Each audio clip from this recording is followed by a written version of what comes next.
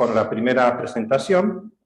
Los estudios indican, digamos, hay varios trabajos científicos que están, sobre todo principalmente de Lee, que viene haciendo un estudio, un seguimiento de las emisiones de la aviación, nos muestra más o menos cuáles son los principales impactos que produce el avión en la atmósfera, ¿no? Entonces tenemos, por un lado, si ustedes piensan, la turbina quema queroseno, que es el combustible típico del avión, y como todo proceso de combustión genera no solamente dióxido de carbono más agua, si fuera la combustión perfecta, sino también, obviamente, genera hidrocarburos mal quemados, óxido de nitrógeno, porque toda combustión que se produce a una temperatura mayor de 200, 300 grados ya genera óxido de nitrógeno.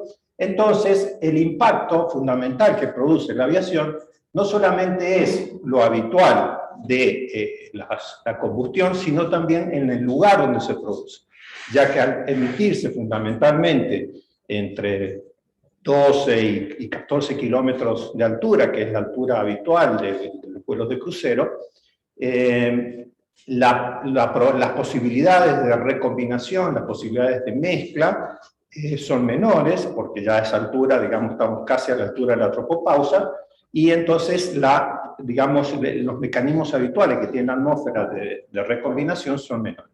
Pero además produce otro impacto importante, que es digamos, esa agua, ese vapor de agua que se genera en la combustión, dependiendo de la altura donde se produce digamos, esa emisión de vapor de agua, se cristaliza y forma cristales, y forma eso lo que se llama esas nubes o estelas blancas que uno ve cuando pasa un avión.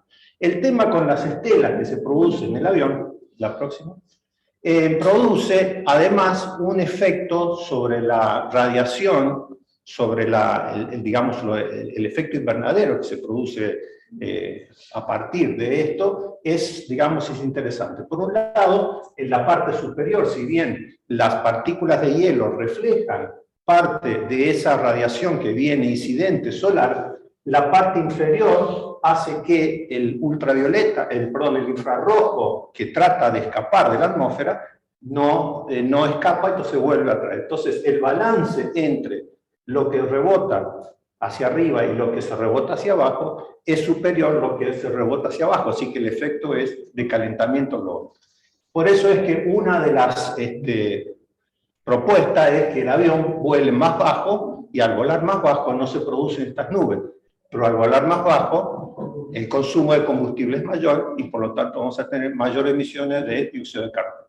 Entonces un poco estamos acá, si voy por acá me come el tigre, voy por acá me come el león. Entonces, entonces es un problema que es bastante importante. La próxima.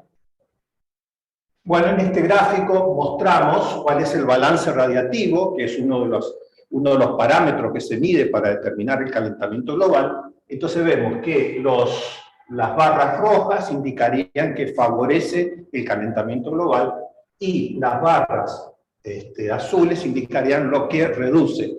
Estas barras azules que tenemos acá es que las emisiones de NOx producen a su vez dos efectos más. Una es producir un incremento del ozono que se genera a esa altura, y por otro lado también hay un decrecimiento o una reducción del metano que existe en la atmósfera a esa altura. Por lo tanto, la reducción de metano es favorable en el sentido que está quitando metano de la atmósfera, que es un potente gas de efecto invernadero. Pero el balance total podemos decir que es en general, digamos, de favorecer el calentamiento climático. La próxima. Bueno, acá simplemente en esto vemos la actividad. Es una actividad muy fuerte. Vemos fundamentalmente los dos tramos más importantes, la actividad Europa-Estados Unidos, la costa este, y por otro lado la costa oeste de Estados Unidos con digamos, el Asia-Pacífico, ¿no? China, Shanghái, Corea, Japón, etc. Y en este gráfico vemos estas mismas emisiones, pero puestas en latitud versus la altura, que es lo que estamos diciendo, que justamente el impacto mayor se produce aproximadamente en alturas de entre 12 y 14 kilómetros. La próxima. Bueno, acá también vemos prácticamente el mismo balance de forzamiento radiativo, como ha ido incrementándose del año 2000 en adelante. Vemos que prácticamente ha ido creciendo, y ese crecimiento se debe fundamentalmente a un crecimiento de la actividad, a pesar de que ha habido una mejora importante en los rendimientos. La próxima.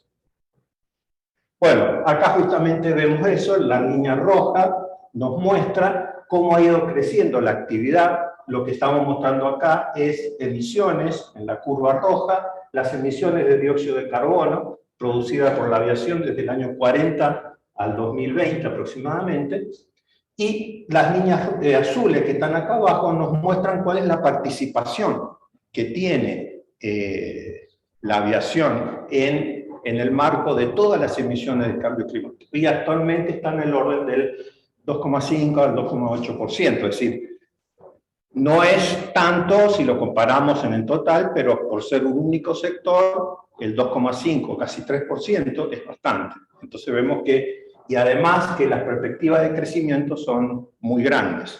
La próxima.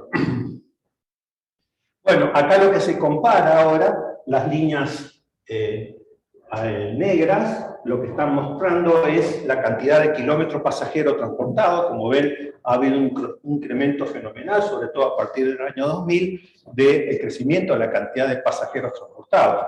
Y por otro lado, la línea roja nos muestra cómo ha ido mejorando la eficiencia de los aviones. Pero obviamente, primera conclusión que estamos sacando acá, es que la eficiencia no alcanza a compensar el crecimiento notable de la demanda. Bueno, ahora sí comparamos, bueno, pero ¿cómo se compara el movimiento de pasajeros y el movimiento de carga versus otros medios de transporte? Entonces, por ejemplo, si acá vemos las emisiones por kilómetros pasajeros, kilómetros transportados, depende del horizonte. ¿Por qué lo ponemos en un horizonte? Porque hay ciertas emisiones que van a tener un impacto mayor a corto plazo y otras que van a tener un impacto mayor a largo plazo. Por ejemplo, las emisiones de particulado, o sea, black carbon o GIN, tienen un impacto de corto plazo. La reducción, por ejemplo, del metano tiene un impacto de mediano plazo, y las de CO2 un impacto de largo plazo. Entonces, si comparamos, por ejemplo, para otros medios de transporte de pasajeros, obviamente ven que la línea roja es la de la aviación, frente a la negra, que es el vehículo particular, la gris clarita, la del ómnibus, otros medios, por ejemplo, las motos, y el amarillo vendría a ser ferrocarril. Entonces vemos que para un impacto de menos de 10 años, tenemos que el avión tiene un impacto muy grande, pero luego para un impacto de largo plazo, a 50 años, vemos que obviamente el impacto es menor, y el auto particular, debido a las emisiones de dióxido de carbono, son digamos, como que se empiezan a compensar por pasajeros y kilómetros transportados. Recuerden, hay un detalle importante, que para reducir las emisiones de dióxido de carbono tenemos que bajar la actividad. No hay otra forma. El dióxido de carbono depende fundamentalmente de la actividad, del consumo. Entonces, ¿cómo reducimos el consumo? Bueno, siendo más eficiente, mejorando, digamos, el uso que queremos hacer de ese medio de transporte.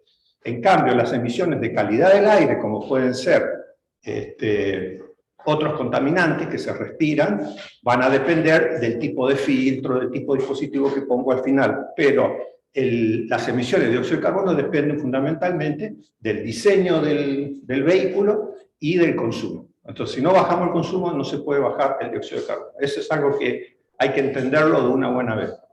Bueno, y lo vemos para los vehículos de carga. También tenemos que para el transporte de carga, vemos que el camión común también tiene un impacto bastante grande frente a un horizonte, a los distintos horizontes, ¿no? Vemos que el barco es mucho más ameno, y el ferrocarril también mucho menos. La próxima.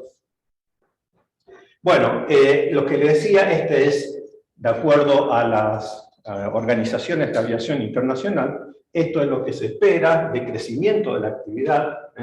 Tenemos prácticamente una duplicación de la actividad de la aviación para el año 50, y estas dos áreas, las áreas rosadas, implica una mejora por optimización de las actividades operativas, es decir, mejorando los trayectos, mejorando la oferta de aviación, de manera de que los aviones vayan más llenos, en fin, eso sería mejorando la actividad operativa.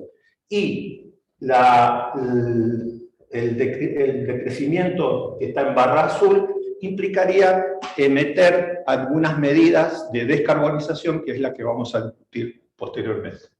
La próxima.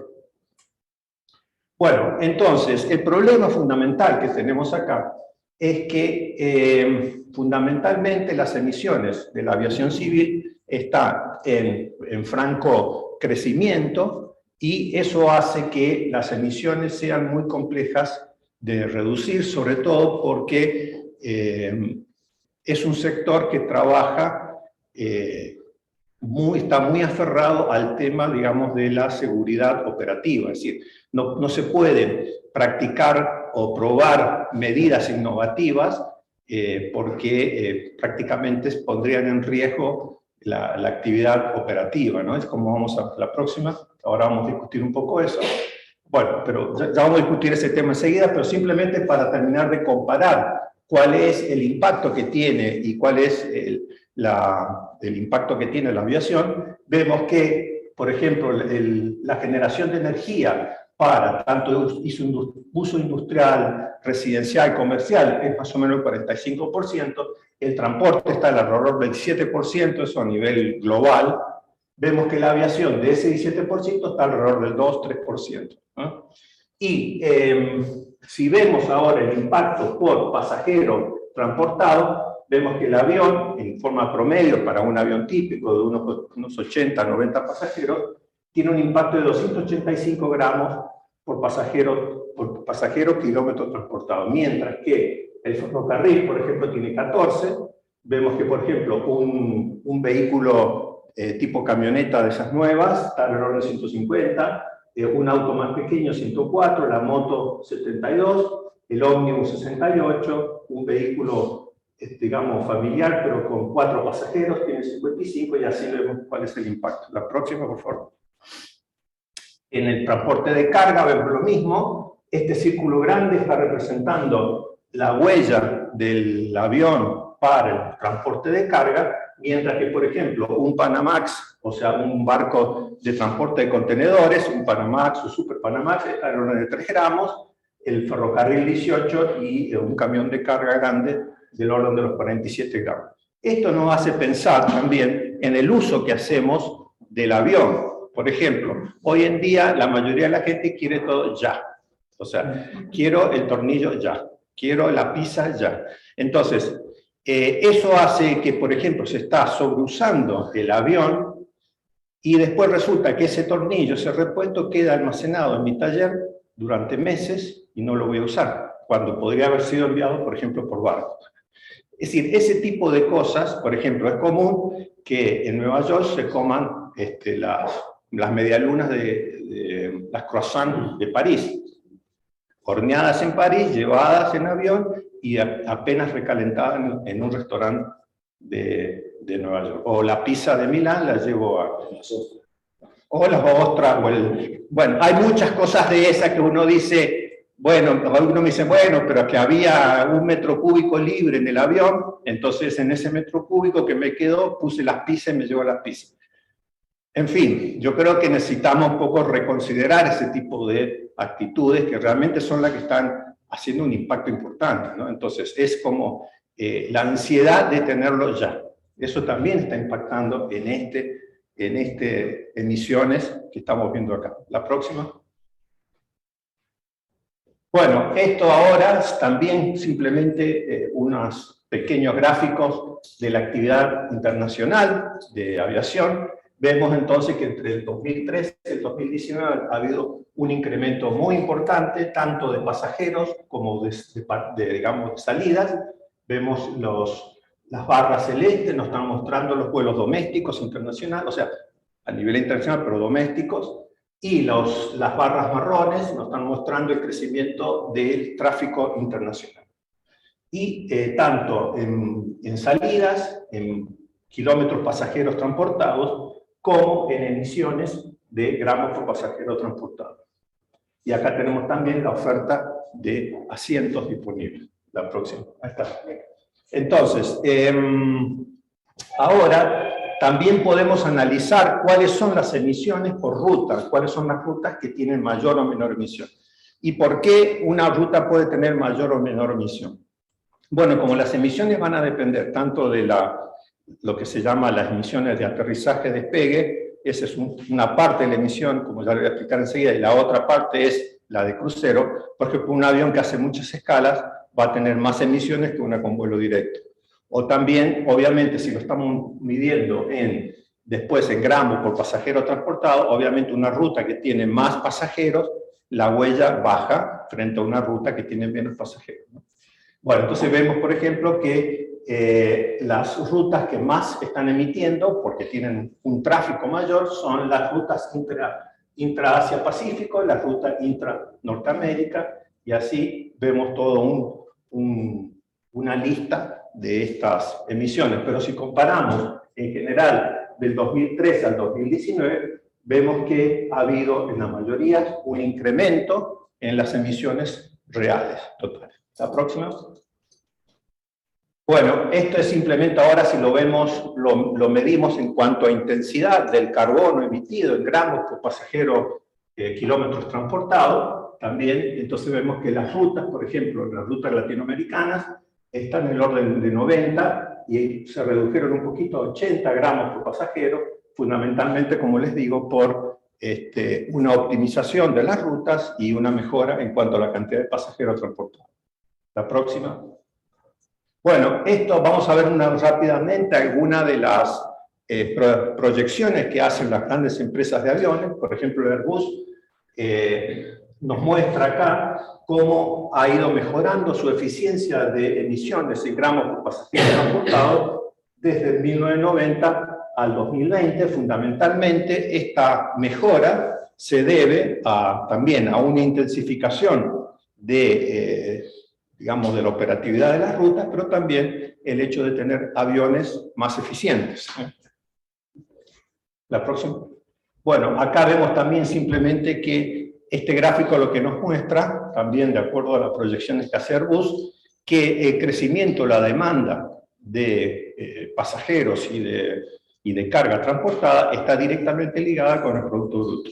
Es decir, en la medida que hay un crecimiento del Producto Bruto, tanto nacionales como mundial, eso está empujando, es el motor que mueve el crecimiento de la industria aeronáutica. La próxima. Bueno, ahora vemos en particular qué pasó con la época de la pandemia. Vimos que hubo prácticamente en todo el mundo en el año 2020 una reducción prácticamente a cero de la actividad aeronáutica, pero esta actividad aeronáutica se está recuperando lentamente y se espera que retome los niveles del año 19 entre el año 23 y 24, de acuerdo a estas proyecciones. ¿Y esto por qué no recuperó la actividad ahora, por ejemplo? Bueno, porque el hecho de, digamos, eliminar la actividad durante unos meses o un año, hay muchas empresas que quebraron, muchos aviones que cuando dejaron de funcionar tienen que ser rehomologados, ese lleva un costo. Es decir, hay una serie de actividades económicas, hay muchas low cost que también quebraron, otras que todavía no han podido volver a arrancar debido justamente a cuestiones de mercado. Hay muchas rutas que se eliminaron. Entonces eso hace que el crecimiento sea lento y va a tardar un tiempo en recuperarse. La próxima. Bueno, estas son las proyecciones, que es lo que se espera para los distintos trayectos. Vemos que en general se espera para un crecimiento aproximadamente del 1,8%, por ejemplo, para las rutas de Sudamérica. La próxima.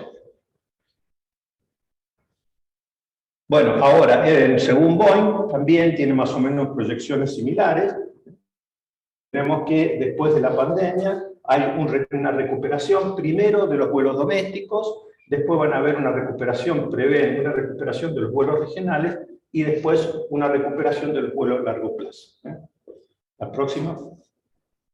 Bueno, también para Boeing muestra justamente cómo los rendimientos que tienen de combustible de las aeronaves es mucho mejor que la mejora del rendimiento de los vehículos particulares. Esto es lo que está mostrando del año 90 al año 2019, cómo ha habido un esfuerzo por parte de las aerolíneas de mejorar la eficiencia frente al mismo esfuerzo realizado por la industria automotriz. Bueno, sigamos. Bien, ahora, ¿cuáles son las proyecciones que tienen de crecimiento de cantidad de aeronaves?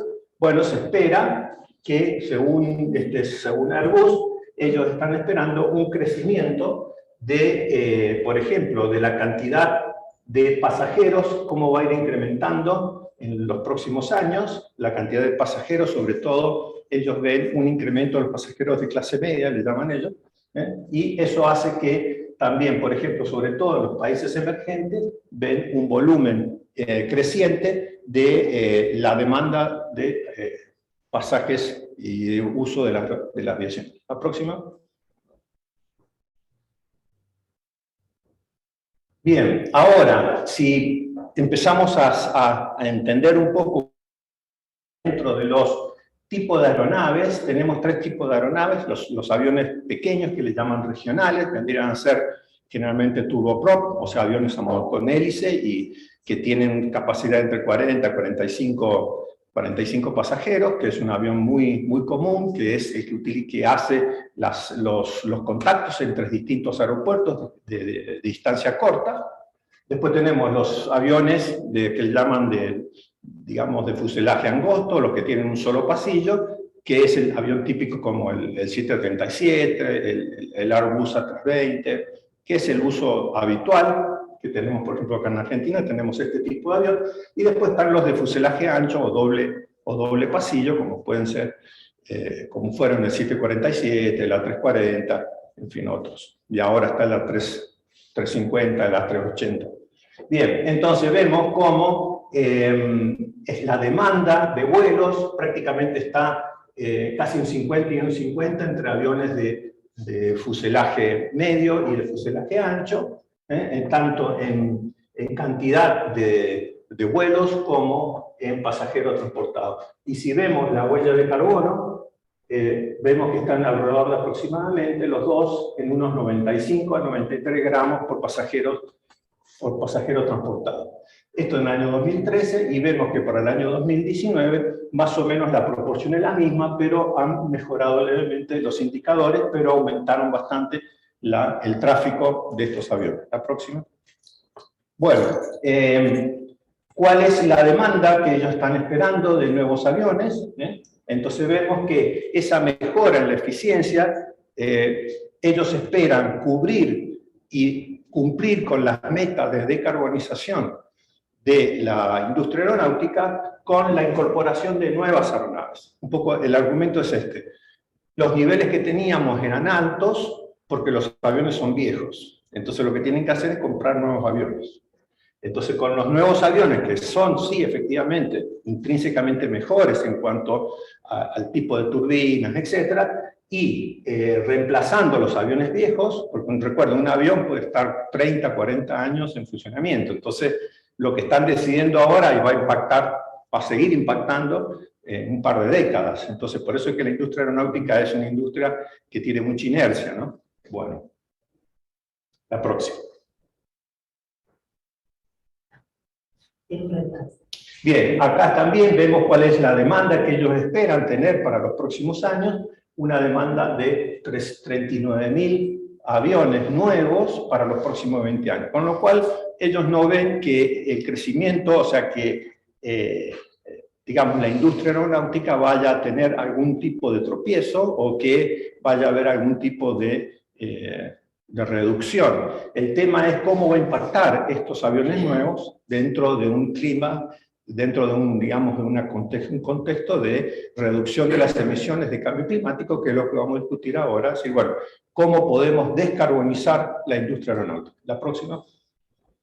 Bueno, vamos a hacer ahora, eso fue un pantallazo general, vamos a hacer ahora una recorrida por la situación argentina de las emisiones de la aviación. Adelante. Bueno, sí, está bien. Bueno, como les dije, uno para calcular una simple mirada rápida de cómo uno puede calcular las emisiones de la aviación, en general la podemos considerar como que es el producto de la actividad multiplicado por un factor de emisión. Es decir, yo podría calcular el combustible consumido y después multiplicarlo por un factor de emisión que me da la cantidad de gramos o kilogramos por año. Y después esas toneladas por año las puedo comparar haciendo algunos indicadores de acuerdo a la cantidad de carga transportada, pasajeros transportados, etc. Y como les decía, en general el vuelo del avión va a depender de estos dos...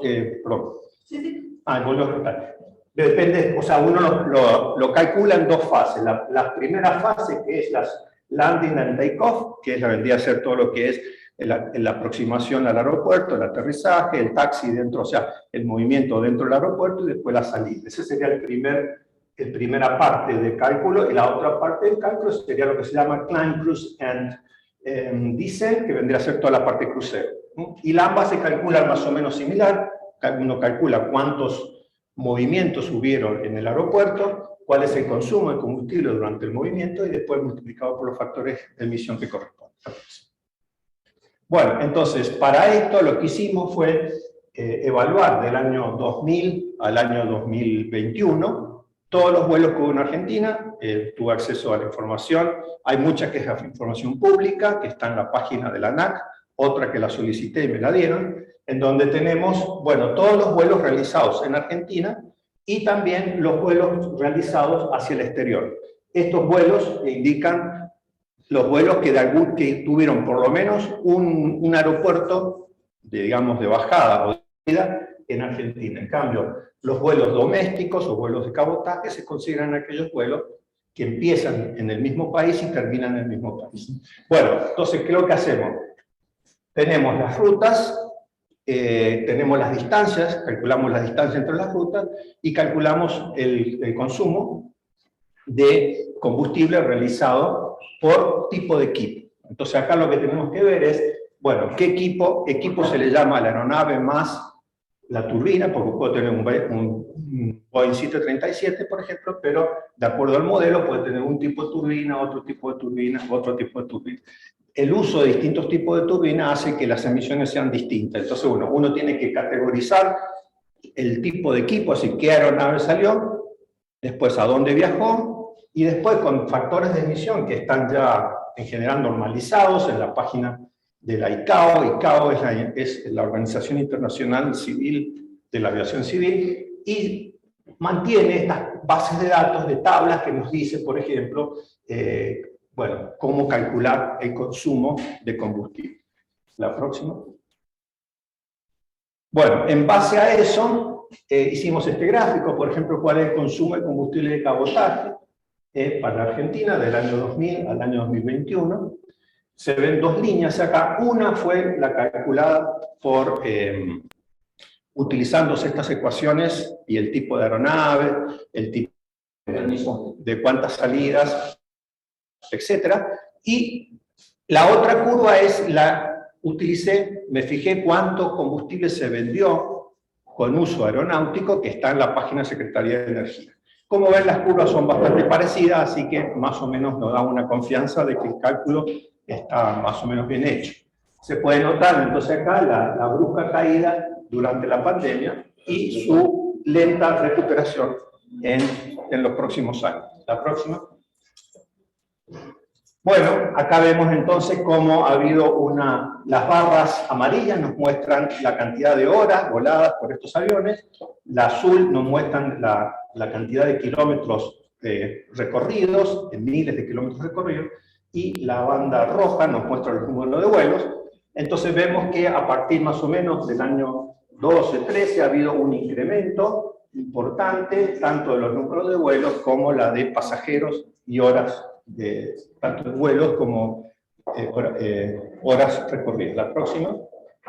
Bueno, acá tenemos en este mapa, se muestran la participación de los distintos tipos de aeronaves. Entonces vemos cómo hubo, sobre todo entre los años, bueno, después de la crisis del 2001 y entre el 2008, a partir del 2008 hubo una renovación de la flota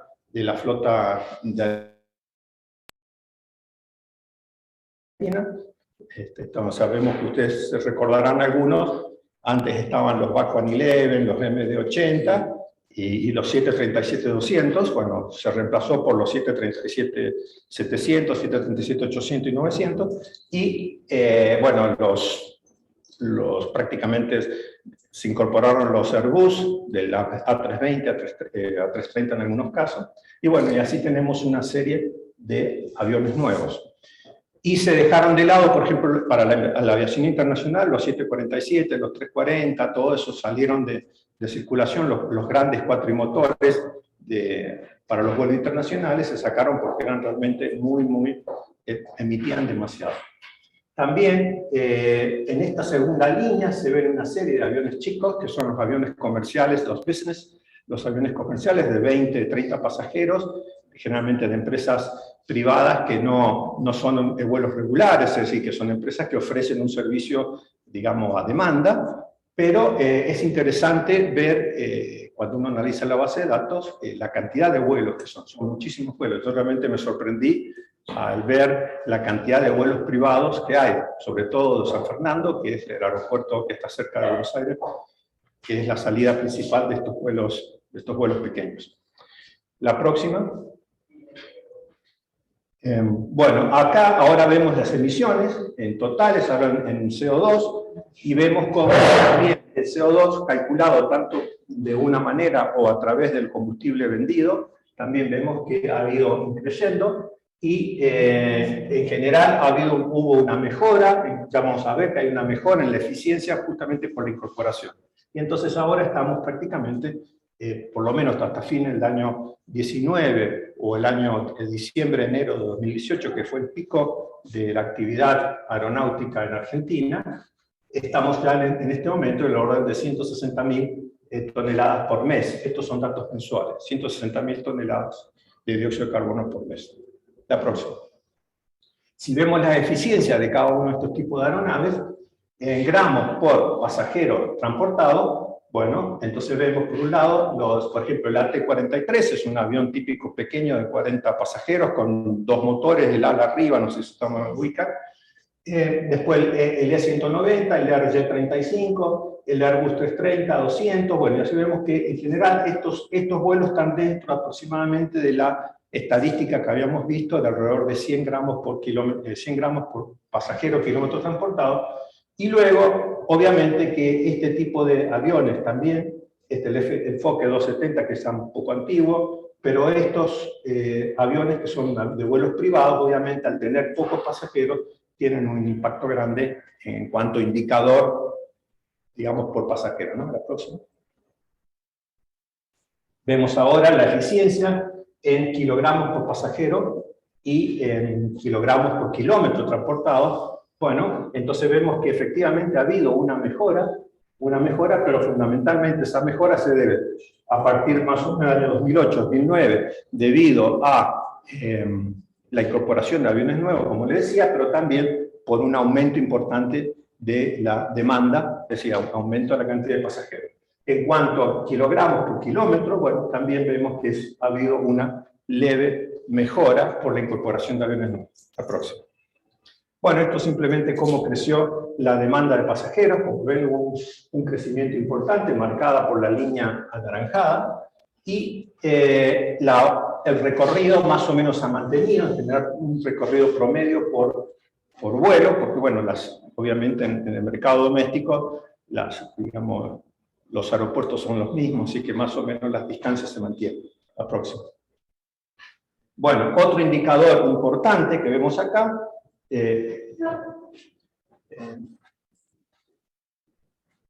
Esto es para la aviación internacional, simplemente es la misma información anterior. También vemos que ha habido a partir del año 11, 12, un incremento importante de la cantidad de vuelos y del pasaje internacional. La próxima.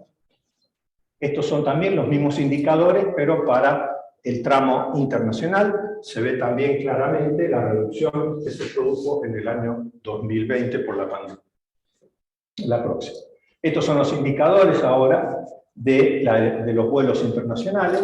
Como ven, el 747-200, el B747-200, el A330, el A340, son aviones que tenían un indicador muy alto. Esos fueron reemplazados y eso logró también una mejora importante en las emisiones totales.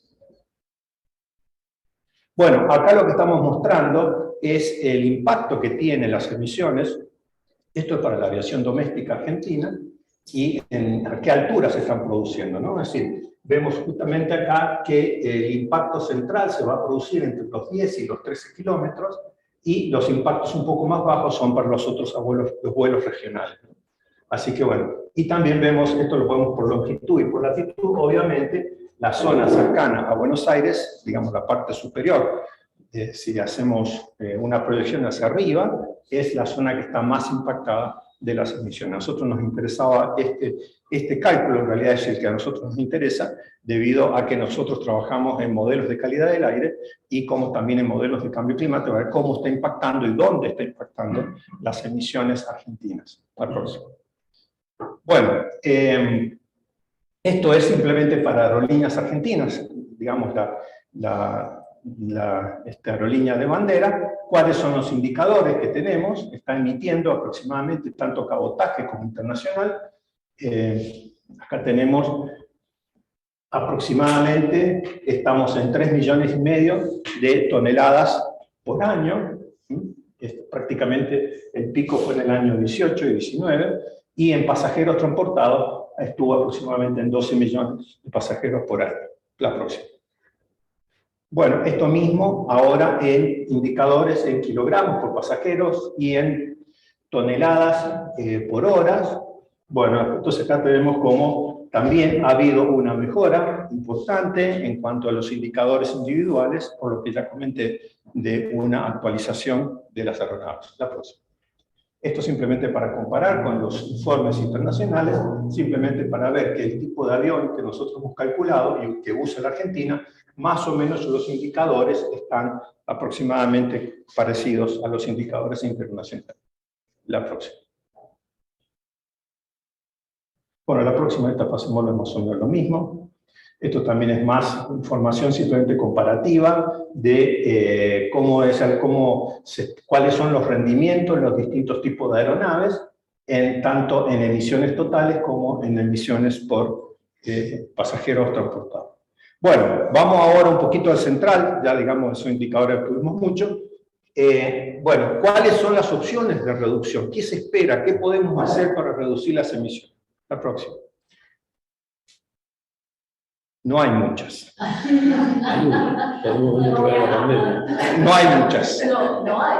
Vamos a la próxima. Bueno, a ver, ¿cuál es el problema que tenemos? El problema es central el siguiente. Tiene 3 problemas básicos. El primero, tenemos un crecimiento fenomenal de la demanda y la eficiencia tecnológica con la que se está trabajando no alcanza a quebrar la curva. Porque lo interesante sería que, a pesar de que crezca la demanda, las emisiones bajen. Eso es lo que se espera. Pero no se logra simplemente haciendo más de lo mismo. O sea, mejorando los aviones, mejorando esto, poniendo distintas cosas que ya vamos a charlar, aunque sea 5 minutos. El otro problema, la industria aeronáutica es sumamente competitiva y además está muy, digamos, muy aferrada a la seguridad operativa. No es un camión que si se me queda el camión en medio de la ruta porque le puse un combustible que no me funcionó, bueno, digamos, no es tan grave, no es tan dramático, más que el costo de lo lleve al mecánico. un avión que se cae es un avión que se cae y son miles de muertos. Entonces no es que yo puedo, o cientos de muertos, depende del tipo de aeronave. Entonces no es que se pueda decir, no, vamos a probar esto, vamos a probar lo otro. Los aviones que están volando hoy fueron diseñados hace 30 años. No es que el diseño se prueba, se recontraprueba, se analiza estos. O sea, hay un delay, hay un retardo importante en cuanto a la incorporación de tecnología nueva. Y también hay otro problema que es un problema físico. Por ejemplo, si yo voy a incorporar hidrógeno, ya sea el hidrógeno como combustible, como si fuera el GNC, que es una de las alternativas, el hidrógeno requiere mucho volumen, a pesar que es un combustible fenomenal, pero requiere mucho volumen.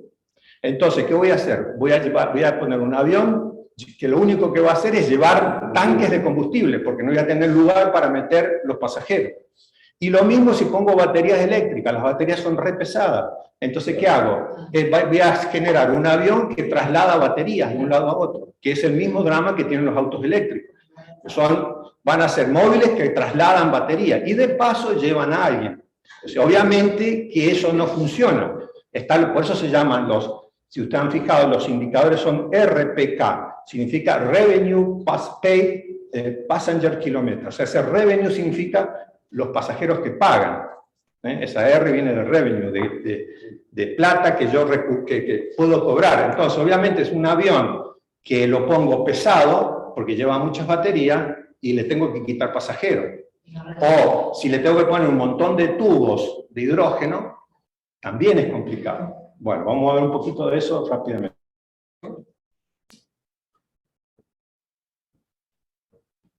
Bueno, para eso hay una organización internacional que se llama la ICAO. La ICAO es la International Civil Aviation Organization, que depende de Naciones Unidas, y que ha propuesto el programa CORSIA. El programa CORSIA es una especie de acuerdo entre todas las aerolíneas para implementar políticas de reducción, políticas de mejora.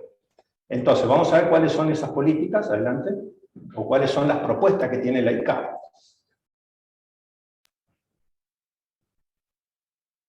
Bueno, entonces, lo que están barajando las aerolíneas son, por un lado, mejorar los materiales. Por ejemplo, ya ustedes ya ven, el A350, por ejemplo, ya no es un avión que tiene mucho material compuesto, o sea, materiales de tipo de fibras de carbono, etc. O sea, tiene otro tipo de estructura que son aviones mucho más livianos. Eso sería una posibilidad. Las otras posibilidades son mejorar lo que se llama el High Band Pass Ratio, que vendría a ser el tamaño de la turbina, el índice de compresión de las turbinas. Ese sería otra, ya vamos a mostrar un poquito de las turbinas, la otra posibilidad para mejorar el rendimiento. Y la otra posibilidad es ampliar el fuselaje, o sea, hacer tipo avión alas deltas, en donde los pasajeros van dentro del alas, es como un avión triangular, por decir así, en donde, digamos, se ocupe mejor el espacio del avión, de manera que la relación pasajeros-tamaño del avión sea mejor. Y, por supuesto, después la otra es usar algunos combustibles alternativos que vamos a discutir. La próxima. Bueno, acá justamente son las distintas propuestas. Las distintas propuestas que hay de tamaños de turbinas y relaciones de ancho con compresión. Y, por ejemplo, una propuesta que también se estaba barajando, una puede ser que la turbina está cubierta, en donde se produce la compresión del aire, y otra es con las paletas, digamos, en forma externa. Esto también son motores más eficientes de combustión común, pero tienen el problema que son muy ruidosas y por lo tanto los niveles de ruido que producen esas turbinas no son aceptables, por eso se han desechado y se trabaja con la otra. Sí. Entonces, después, dentro del trabajo, o sea, de pensar en distintos medios de propulsión, tenemos por un lado el híbrido eléctrico, que es, digamos, una de las propuestas más interesantes, es decir, tener hidrógeno para generar electricidad, y la electricidad es la que me va a mover las turbinas. El otro es totalmente eléctrico, como si fueran, estos prácticamente son las mismas opciones que para los vehículos, pero también tienen problemas, como ya les decía, de tamaño, de peso, etc. Y la otra es solamente hidrógeno, usar hidrógeno como combustible. Bueno, veamos eso. Y la otra alternativa, que es la que voy a discutir los últimos minutos de la charla, es lo que se llaman los combustibles o biocombustibles. Los biocombustibles están propuestos usarlos a partir de todo lo que fuera o residuos de cosechas, o residuos de poda, o algún tipo de, digamos, distintos tipos de plantas, o usar la cosecha en sí mismo, soja, usar biodiesel de soja, etanol de maíz, etanol de caña, en fin. Acá ustedes no lo pueden ver, pero hay una lista de distintos tipos de combustible, inclusive desechos de residuos urbanos, en fin. Y estos se han ido estudiando, caracterizando, para convertir esta especie de biodiesel en un queroseno óptimo, digamos, adecuado para la aviación. Y acá hay dos problemas importantes, o tres. Bueno, por un lado, ¿cuál es el tema? Que si yo cambio, por ejemplo, a hidrógeno, supongamos que tuviéramos todas las posibilidades, logramos una buena relación de espacios, compresión, presión, bueno, todo lo demás, y podemos llevar hidrógeno en el avión, en forma segura, todo lo demás. Tendría que cambiar la infraestructura de los aeropuertos, porque no es lo mismo cargar un combustible líquido que cargar hidrógeno. Entonces, los aeropuertos tendrían que readaptar todos los aeropuertos. No es fácil esa solución. Es como con el GNC, tengo que poner las estaciones de carga de GNC. Entonces, ese es un problema. Por eso las aerolíneas prefieren la solución de los biocombustibles, que se llaman SAF, Sustainable Aviation Fuels. Porque los SAF se espera que sean drop-in, que le llaman. O sea, que puedo usar el mismo pico, el mismo tanque que ya está instalado en el aeropuerto y simplemente cambio un combustible por otro. Les hago un paréntesis cortito nomás. Cuando fue el tema del agujero de ozono, ¿no es cierto? ¿Cuál era el problema? Que había un elemento que se llamaban, que eran los CFC, que era SCFC, que se usaba para los aerosoles, etc. Una vez que llegaba a la estratosfera, rompía la capa de ozono. Muy bien.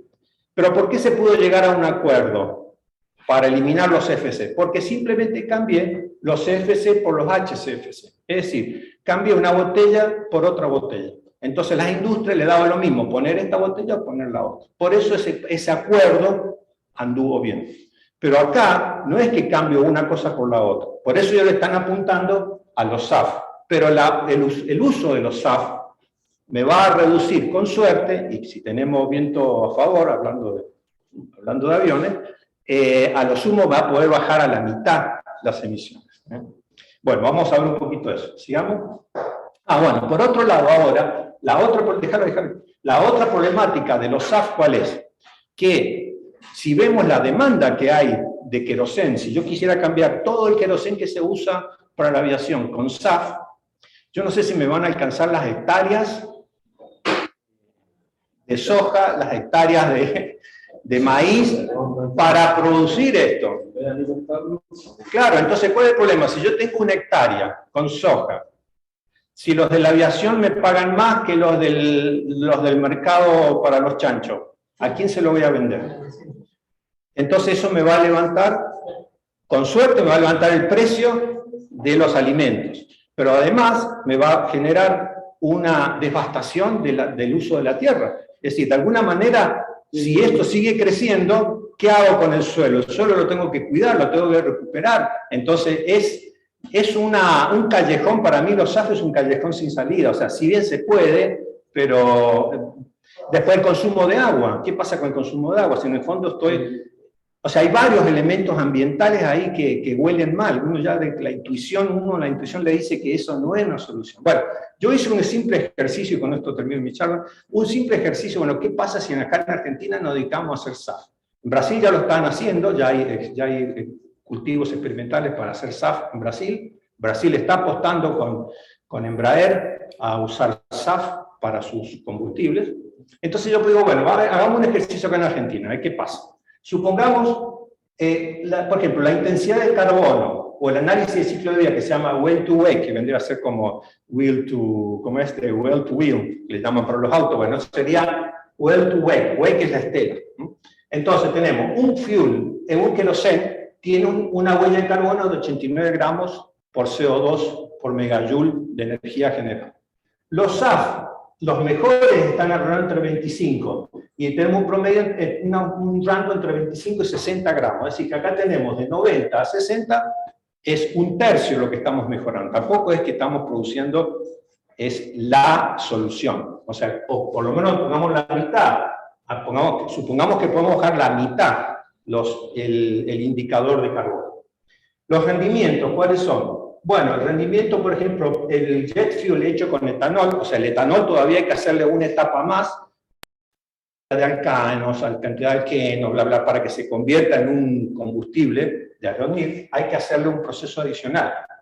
Bueno, por ejemplo, el etanol tiene 30, más o menos, dependiendo de la tecnología, puede ir de 37 a 270 litros de jet fuel por tonelada de etanol. O sea, más o menos sería entre el 3 al 20%, o sea, tonelada de fuel por tonelada de etanol.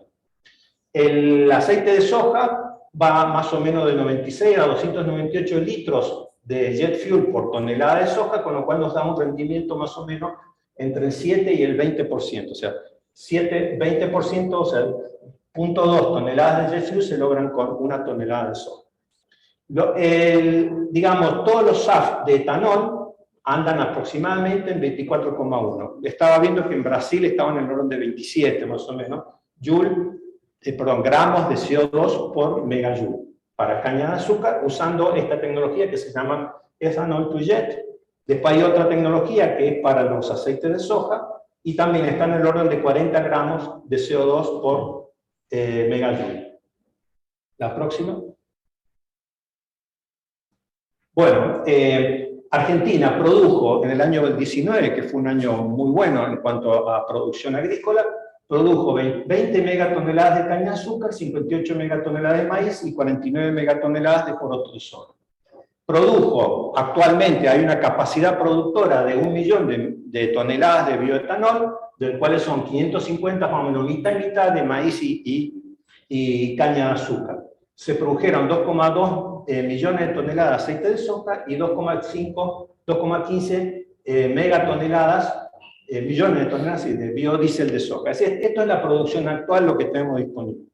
La capacidad de exportación es de 5 millones de aceite de soja, 1,15 millones de toneladas de biodiesel y 1,5 millones de toneladas de biodiesel. Entonces, bueno, con esto, ¿qué podemos hacer? Bueno, actualmente, ¿cuánta es la energía que necesitamos para el cálculo de la aviación? Bueno, necesitamos 560 kilotoneladas de queroseno. Eso implica una producción de 23.000 terajoules. Esos 23 terajoules generan una emisión, como la que vimos, de 1,77 millones de CO2, o 2,1 si vemos el análisis de ciclo completo. Bueno, entonces, un primer escenario sería, por ejemplo, generar 400 kilotoneladas de producción de SAF con el cupo exportable, o sea, con lo que tenemos de exportación, es decir, prácticamente sacamos toda la exportación de granos y generamos el SAF, con lo cual esto nos generaría 10.800 terajoules y nos haría una emisión de 460 kilotoneladas. Pero el resto que hace falta le metemos queroseno común, bueno, y llegamos en un total de 1,59 megatoneladas de CO2, con lo cual estamos aproximadamente en un 76% de la emisión actual. Con lo cual, o sea, con esto bajamos 24% las emisiones de la aviación. Y en un escenario 2, en donde producimos todo SAF, digamos, sacando un poco de la producción nacional y generando, por ejemplo, para eso tendríamos que duplicar la producción de etanol y duplicar la producción de biodiesel, con lo cual, en el mejor de los casos, llegamos a un 62% de mejora. Es decir, es bastante, pero el tema es el costo. Lamentablemente, actualmente los SAF cuestan 2,5 veces el queroseno. O sea, la aerolínea que decide, porque es ambientalmente prudente, decide usar SAF, tiene que pagar 2,5 veces más que el queroseno común. Con lo cual, digamos, el combustible, si bien no es la parte más importante de la aerolínea, pero sí representa un 30, un 40% del costo operativo de las aerolíneas. Con lo cual, es bastante. Pero las aerolíneas están apostando a que los mismos pasajeros opten por el uso de SAF, digamos, hay opciones para decir, bueno, pues estoy dispuesto a pagar, qué sé yo, $50 más, $100 más, lo que sea, por pasaje, con tal de que usen SAF. Hay gente que lo hace, o sea, y eso un poco es la apuesta de ellos. Pero obviamente el costo, la mayoría de los que sugieren el uso de SAF, dicen, todavía no es una tecnología suficientemente madura como para que pueda reemplazar en costos y en capacidad al queroseno actual. Bueno, y simplemente ya para digamos, con esto vamos a las conclusiones directamente. En general, Airbus, pasame esto, Airbus, ¿qué es lo que está proponiendo? Pasarle la siguiente.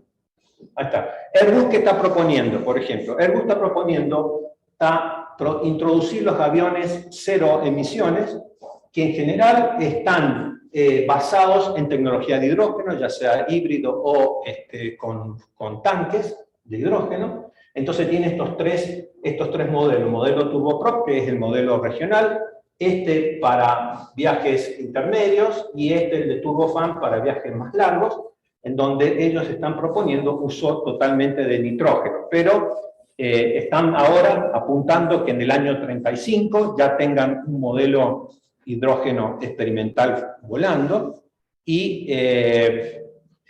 pero igual recién al 35 están esperando tener estos aviones funcionando experimentalmente, y de ahí verán. Todavía tienen que resolver toda la logística del hidrógeno. Por eso hoy en día la mayor discusión mundial, la guerra China-Estados Unidos, es por las baterías, por el hidrógeno. Eso es lo que está en el Hintergrund, como le llaman, ¿no? O sea, allá arriba. La discusión está ahí. Esa es la discusión comercial, una de las discusiones comerciales más importantes, que nos puede llevar a una guerra fácil, digamos. La próxima, que yo creo que ahí tienen las conclusiones ya. Bueno, simplemente una foto más de cerca. Estos son los aviones que les digo yo de triangulares de ala ancha.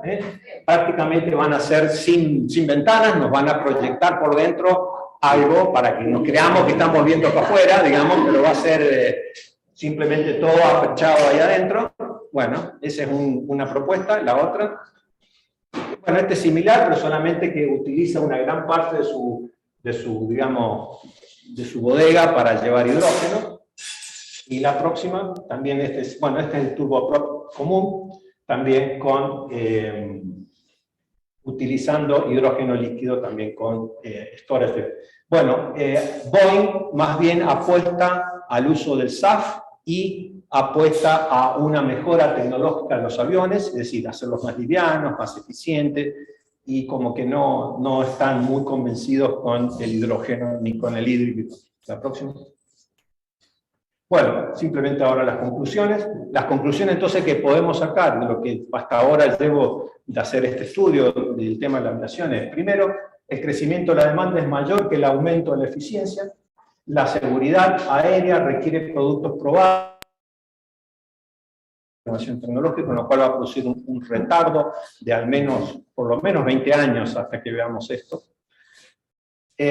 Bueno, acá le puse 15 más o menos, o sea, no veamos que en los próximos 15 años haya algún cambio masivo en los aviones, sino una lenta incorporación, porque eso implica también toda una logística. El uso de biocombustibles compiten también, algo que no lo dije, pero no solamente los aviones quieren SAF, los barcos quieren SAF, los camiones, los autos, el uso de biocombustible está muy demandado por otros sectores que también consumen mucho, como ya vimos, ¿no? El hidrógeno puede ser una alternativa, pero todavía, aunque el hidrógeno tiene la ventaja que elimina los CO2, todavía nos quedan las emisiones de vapor de agua y NOx a esa altura, que va a seguir generando un problema. Eso hay que evaluarlo, qué va a pasar. O sea, no es que resolvemos todo de una. Las celdas eléctricas por el momento son muy pesadas, con lo cual no vamos a hacer un avión solamente para trasladar celdas. Las otras tecnologías de hidrógeno también le falta madurez todavía tecnológica, así que no creo que haya un gran avance en esa actividad todavía. Y lo que sí se está haciendo y se está trabajando bastante es todo el uso de optimizaciones logísticas del uso de las aerolíneas, es decir, mejorar las rutas, hacer que los aviones lleguen más a tiempo, que no se pasen dando vuelta, haciendo loop digamos, de espera. Todo ese tipo de cosas pueden mejorar. No va a quebrar la curva, pero por lo menos va a producir una mejora. Bueno, y el otro tema también es la selección de rutas y alturas para evitar, por ejemplo, la formación de nubes. Bueno, con esto entonces queda lo que quería comentar. Muchas gracias.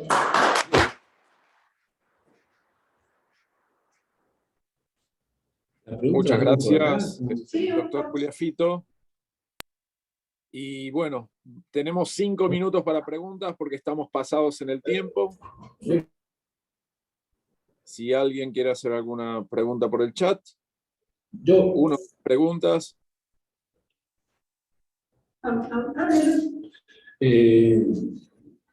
Viendo todo esto, totalmente bueno. El problema va a ser lo que usamos para comer, se va a escuchar el combustible, básicamente. Vos con tu estudio, esta contaminación de millones de toneladas es antrópica. ¿Con qué es comparable con otra contaminación antrópica? Digamos, esto está prácticamente, te digo, más o menos, esto está impactando, esto es el 3% de las emisiones totales. Es decir, ese 3% podrías verlo. Por ejemplo, el transporte carretero, todo el transporte carretero te está emitiendo un 14-15%. Y del transporte carretero, por ejemplo, el de transporte de vehicular, que es el más alto, el de vehículos privados, está en el orden del 9%. O sea, sería la tercera parte de todo el movimiento vehicular en el mundo, para que tengan una idea más o menos. Es grande. Es grande, sí, es grande. Porque si vos ves la cantidad de pasajeros que se transportan en el transporte de carreteros, es mucho más. Es mucho más. Entonces, lo que pasa es que un poco está acá lo que dije al principio, es la opción de si yo, bueno, voy a pedir, hago un pedido ya, a Shanghái. Y yo quiero que me traigan de Shanghái ya, no sé. Sí, pero por ejemplo vos... Una camiseta, digo. La camiseta que me la traigan en barco. Si vos tuvieras un país manejado por ferrocarril, de alta velocidad, se bajaría mucho el tema de los aviones de forma doméstica, por ejemplo. Sí, bueno, Europa está apuntando un poco a eso, bajar su consumo aeronáutico, debido a que la infraestructura para ellos le da la densidad de estaciones, la densidad de población, de hacer mejores trenes. Sí, esa es una de las alternativas, obviamente. Después, bueno, dentro, por ejemplo, hay otras propuestas que son usar tipo cepelines, digamos, ¿no? O volver a la época de los cepelines, en donde, bueno, renuncio un poco a llegar en 8 horas a Europa, pero puedo llegar, qué sé yo, más rápido que en un barco. Entonces hay una idea de recuperar los cepelines, por ejemplo. Y después en barcos grandes, lo de gran calado, para llevar los contenedores, ya se están haciendo y ya se están probando los barcos a vela nuevamente, o sea, poner las velas nuevamente. O sea, por supuesto, no es que abandone al motor, sino que las velas las puedo usar en aquellas circunstancias donde tengo un buen viento. Entonces sería como usar energía eólica en barcos. Eso sí, o usar, por ejemplo, los barcos, usar celdas solares, siempre soluciones mixtas. Y ahí viene para cerrar la pregunta. En el tema de la línea de vuelo, ¿no se podría optimizar con el tema de las corrientes de viento, ¿no? O sea, tener un viento no en contra? Bueno, sí, el tema de como me está diciendo, que usemos planeadores. El tema con los planeadores, o sea, aunque, digamos, no parcialmente, es lo que se está pensando con aviones de alas más anchas. Justamente, la idea del avión con alas más grandes es justamente eso, o sea, mejora el rendimiento porque tengo más sustentación natural. Sí, eso está, pero bueno. Excelente. Sí. Realmente hay una limitación enorme, hablemos en el país, para aumentar la superficie agrícola, con objeto de incrementar el combustible pesado. Prácticamente únicamente se podría aumentar la producción, sería no creo que haya un 10 o 15% de tierra en el país como para aumentar esta producción, sería aumentar los rendimientos forestales, lo cual implica un costo energético enorme. Así que la solución del SAP, aparte del problema, es cierto, bastante difícil. Mi pregunta, tal vez no en un avión, pero sí en estos grandes barcos, la energía nuclear no se utilizaría. Sí, o sea, esa es siempre la que tengo acá. La tengo guardadita acá, esa. La solución nuclear va a ser, de mi punto de vista, la que va a resolucionar estos problemas. Lo que pasa es que, ¿cuál es el problema con la energía nuclear? Que la masificación de la energía nuclear es extremadamente peligrosa desde el punto de vista del uso para otros fines. Pero, por ejemplo, ya hay reactores nucleares así, tamaño de 1 metro cúbico. Entonces, obviamente que esa sería una solución óptima. Lo que pasa es que el peligro del uso de la energía nuclear va por el punto de vista del terrorismo, de la seguridad, que si hay un accidente nuclear. Eso va por ese lado por el cual la mayoría de las propuestas nucleares no... Y además que no quieren digamos, los productores nucleares no quieren masificar la tecnología nuclear.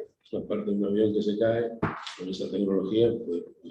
O sea, el problema más que nada es un problema de seguridad, pero no de seguridad aérea de vuelo, sino de seguridad de la existencia, digamos, ¿no? O sea, va más por ese lado, pero sí, obviamente la solución nuclear resolvería todos estos problemas. Claro, después la otra es, que es cierto, hambre o vamos en avión. Y la otra, bueno, es muy difícil. Por eso es que no hay muchas propuestas de descarbonización de esto. Bueno, muy bien. Bueno. Si hay alguna otra pregunta, con gusto. ¿Martín? Martín, me parece que tiene una pregunta. ¿Hay alguna pregunta más en el chat? Hacemos la última pregunta, que es de Gabriela Coria, y pregunta: si dependiera de usted tomar una decisión que mejorara las emisiones de dióxido de carbono, ¿cuál tomaría? Bueno, en cuanto depende de qué sector sea, pero si es del sector aeronáutico, yo diría que fundamentalmente tendríamos que optimizar el tema del uso de la aeronave, dejar el uso de la aeronave para realmente donde el tiempo, la demanda, o sea, el tiempo es importante y no tanto, digamos, que sea simplemente para cosas superfluas, pero eso es muy difícil ¿quién decide eso? Tiene que ser la sociedad en su conjunto que tome esa decisión. O sea, de optimizar los usos de estos medios muy intensivos en dióxido de carbono. Y después, bueno, lo que acabamos de decir, obviamente que si ponemos una alternativa nuclear, vamos a resolverlo bastante importantemente. Y obviamente que la otra solución también está en el campo que creo que ya comentaron algunos, de lo que es la red eléctrica distribuida de celdas solares, que eso también va a mejorar, por lo menos el sector residencial puede mejorar bastante, que ahí tenemos un 10% fácil de las emisiones en el sector residencial. Entonces ahí yo veo más que nada por ahí que puede haber una solución. Perfecto. Bueno, muchísimas gracias, doctor Pugliafito. Gracias. Nuevamente, un honor tenerlo de invitado en las plenarias.